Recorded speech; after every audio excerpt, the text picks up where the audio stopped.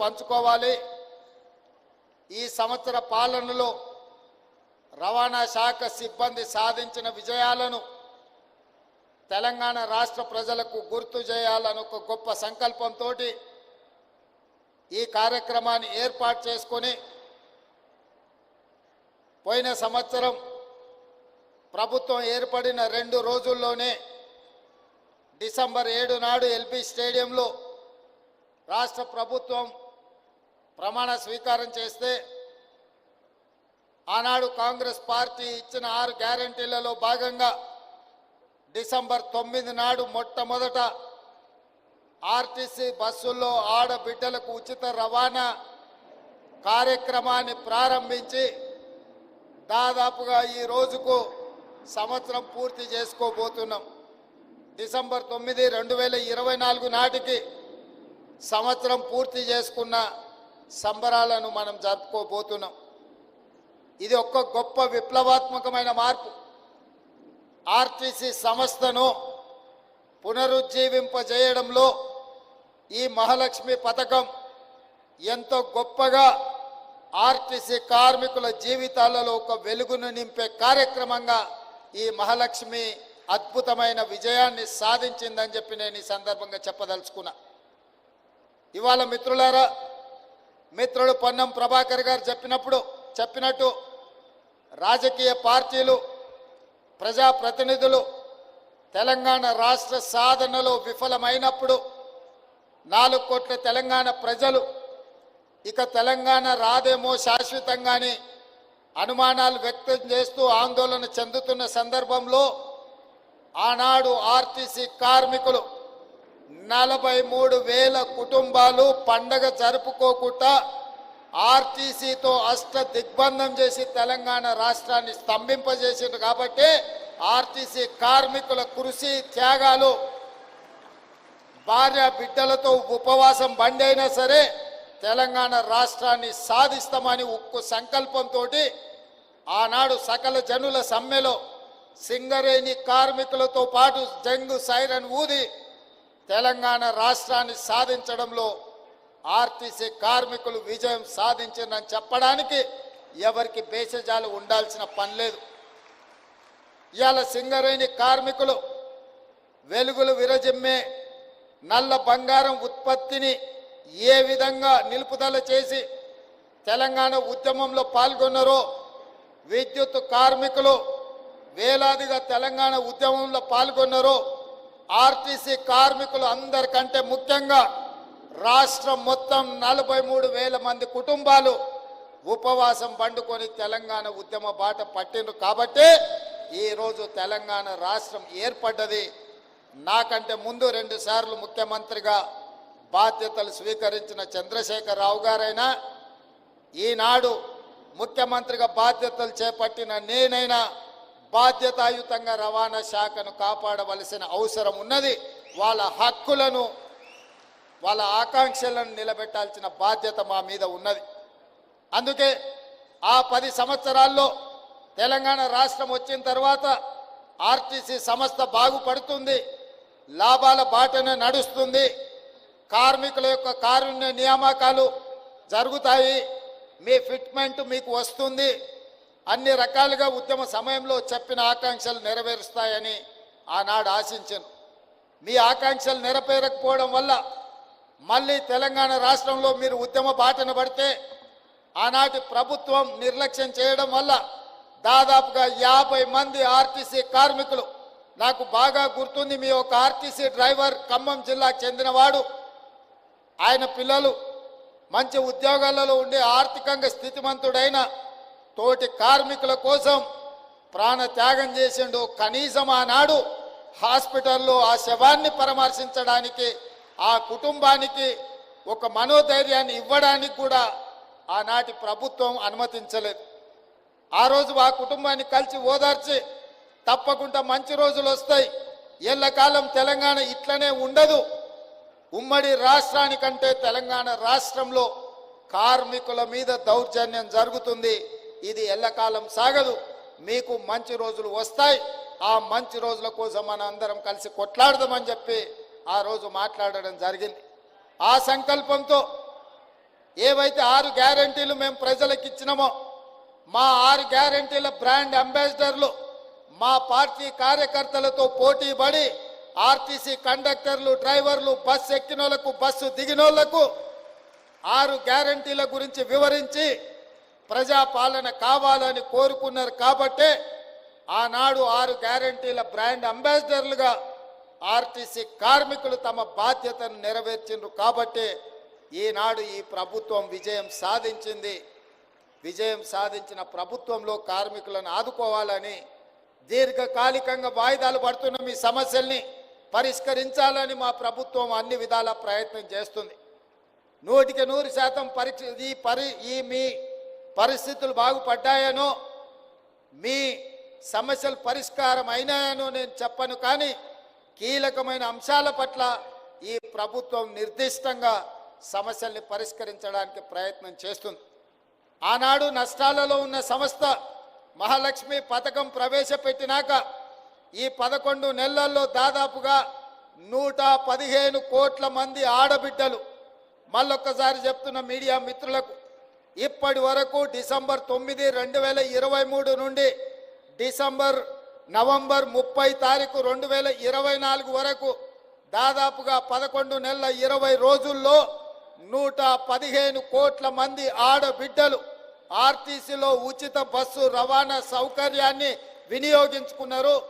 దానికి సంబంధించి దాదాపుగా 4,000 కోట్ల రూపాయలు ఈరోజు రోడ్డు రవాణా సంస్థకు రాష్ట్ర ప్రభుత్వం బదిలీ చేయడంతో నష్టాలలో ఉన్న ఆర్టీసీ సంస్థ ఈరోజు లాభాలలో నడుస్తుంది.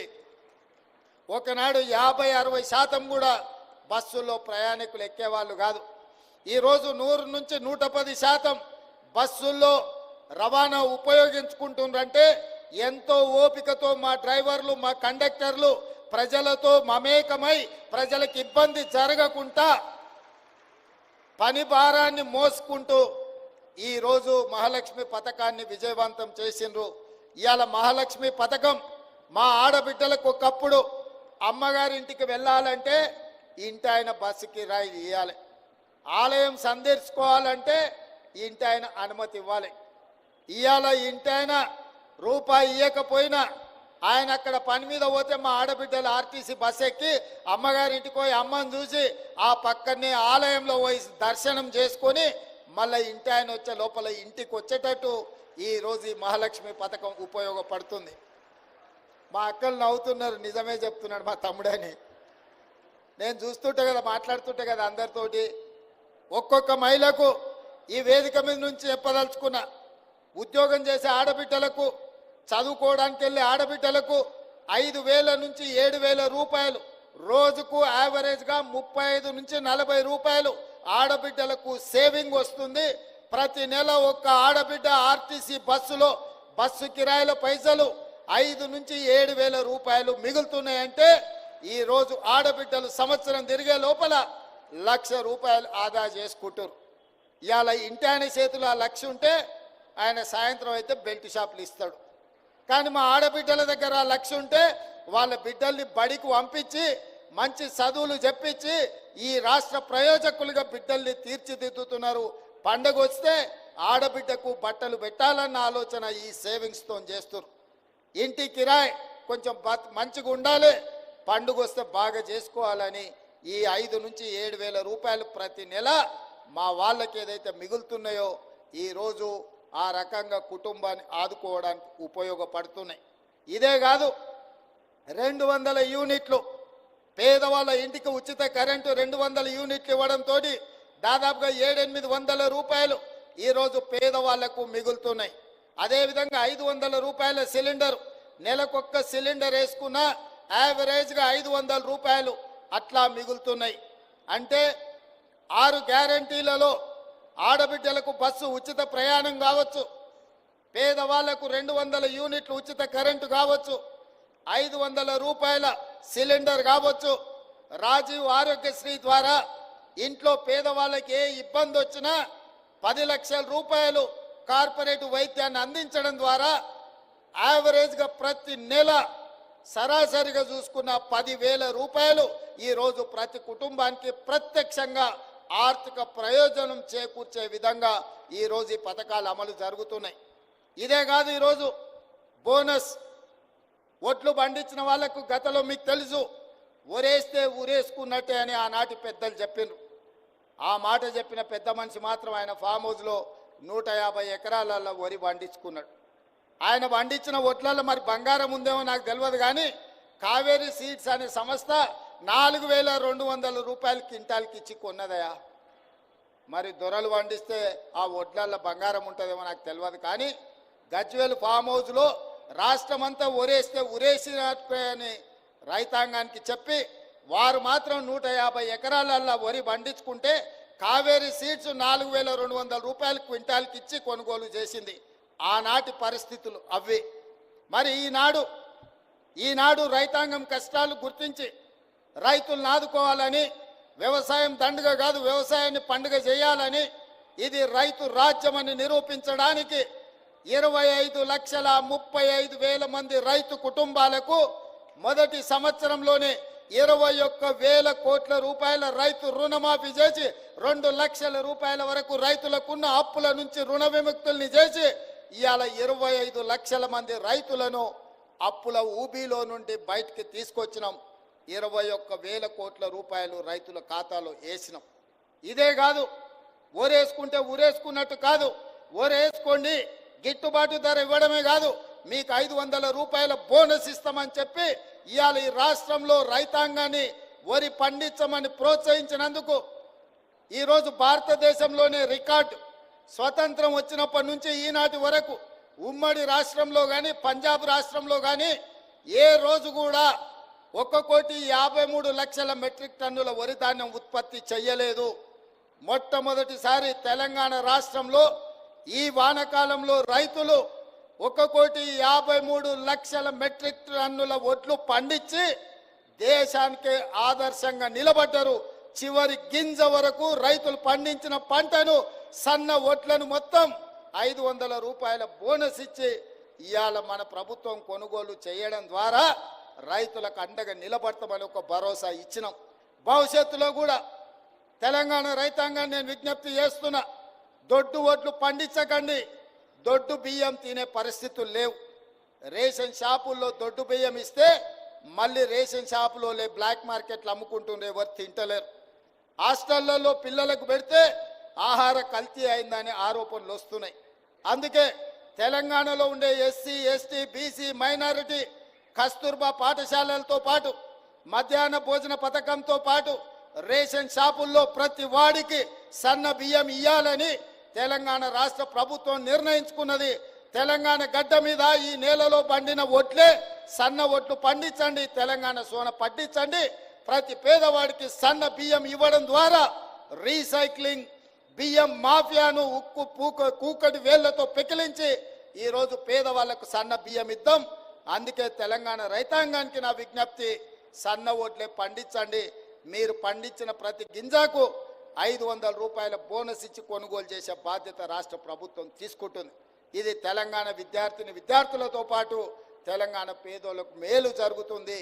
అందుకే సన్న ఓట్లను పండించమని ఈరోజు నేను విజ్ఞప్తి చేస్తున్నా.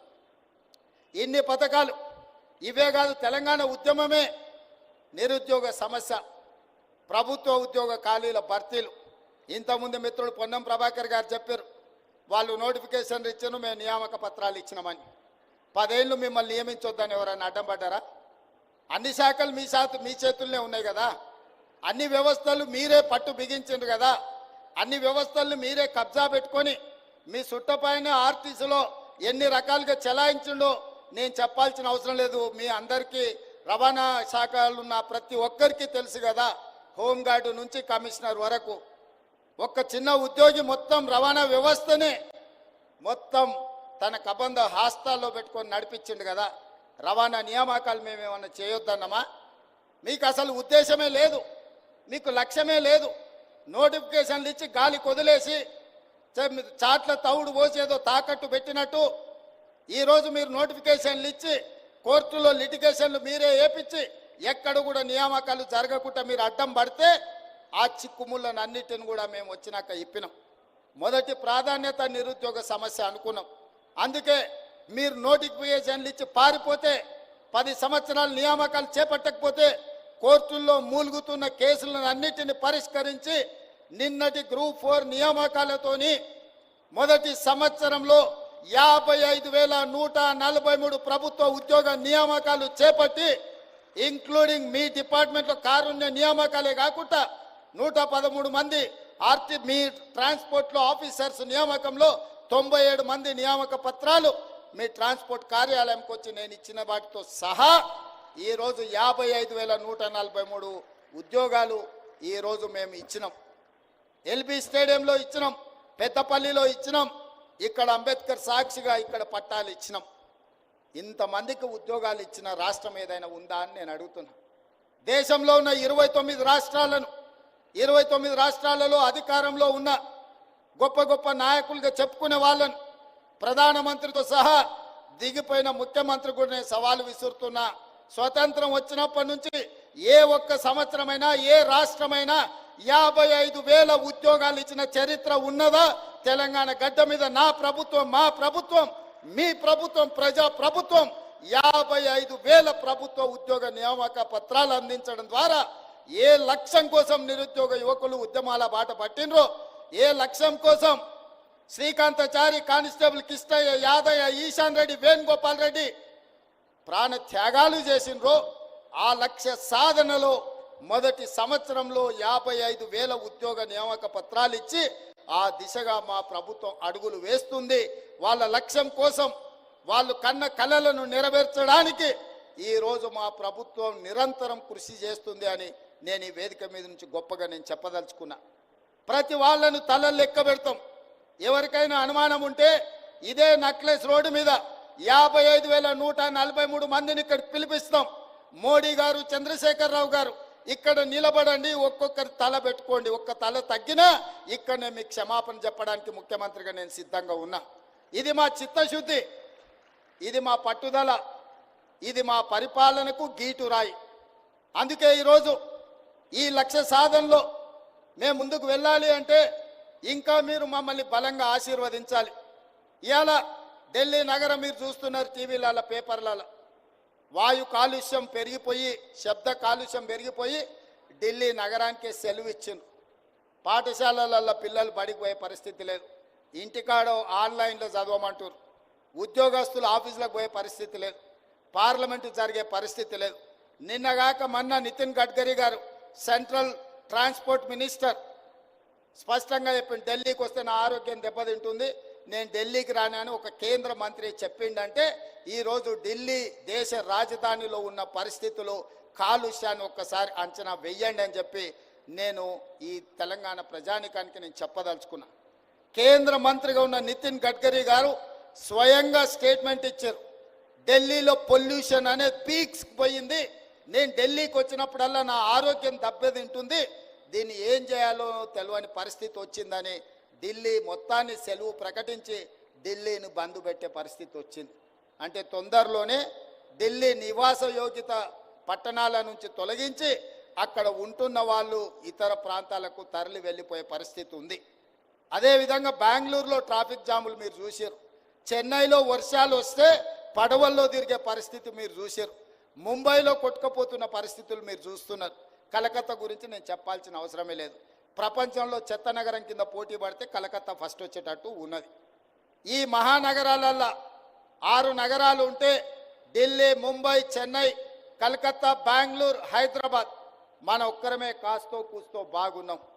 ఈ బాగున్న నగరం వేగంగా కాలుష్యం వైపు ప్రయాణం చేస్తుంది. ఈ కాలుష్యాన్ని నియంత్రించాలంటే ఆర్టీసీ కార్మికులు, రవాణా శాఖ సిబ్బంది నడుం బిగిస్తే తప్ప ఈ కాలుష్యాన్ని నియంత్రించలేని పరిస్థితి ఉన్నది.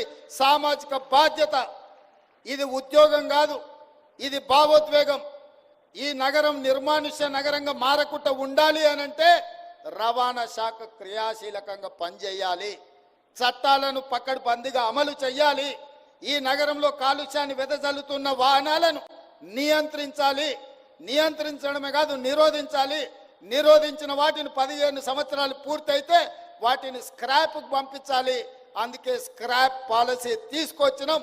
కాలం చెల్లిన వాహనాలను స్క్రాప్కు పంపించాల్సిన బాధ్యత మీ మీదనే ఉన్నది. అదేవిధంగా ఇవాళ డీజిల్, పెట్రోల్, ఇతర ఇంధనాల వల్ల విపరీతమైన కాలుష్యాన్ని వెదజల్లుతున్నాయి. మరి దీన్ని నియంత్రించాల్సిన బాధ్యత మన మీద లేదా? అందుకే ఈరోజు మనం ఈ ఎలక్ట్రిక్ వాహనాల కోసం రవాణా ఛార్జెస్ జీరో చేసినాం.